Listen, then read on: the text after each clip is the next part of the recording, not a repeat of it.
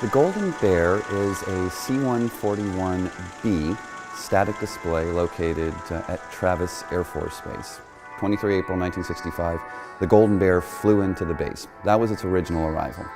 It then came back and in preparation for it becoming our static display here as part of the Travis Heritage Center. And that occurred in the 1990s, and it sat on the flight line until they were able to get the funds to prepare it for where it sits today. You know, when it arrived on April 23rd, 1965, there was a lot of fanfare. Travis's role in this, of course, is the fact that it was the first base to receive an operational C-141 that was part of a squadron that was flying normal operations. It had been tested, but this is the arrival of the first one in the Air Force.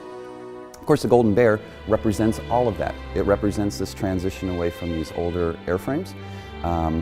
It represents its connection with California, with its name and Travis Air Force Base, and it really opens up a whole new chapter in Air Force airlift. Today the heirs to that obviously are the C-5 and the C-17, and anything that comes after that is going to share that legacy with the C-141. But when you look back at the history of the C-141, what it accomplished in Vietnam and the Pacific, down in Antarctica, flying those missions around the world through about 2006 when the last C-141s were retired. The legacy is obvious. If we put the time, money, and attention into the Golden Bear and keep it looking as great as it does now, there's no reason why it can't be out there another 50 years, 100 years. And I'm certain that your grandkids and my grandkids will come back and the Golden Bear will be sitting there with the same story that we're talking about today. My name's Dwayne Wooden, and I was here when the Golden Bear landed. The Golden Bear, or 38088 was its tail number, flew out of Travis all of its career.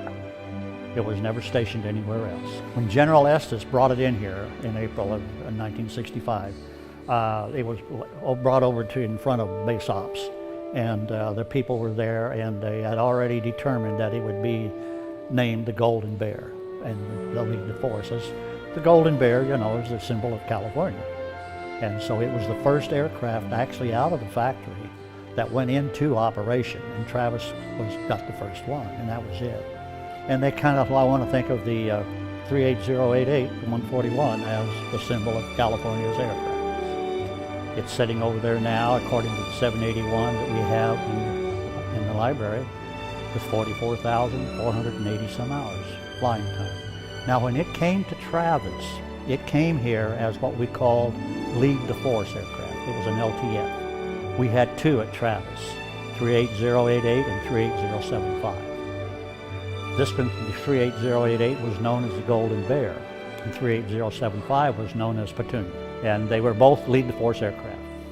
The 141 was a very capable aircraft.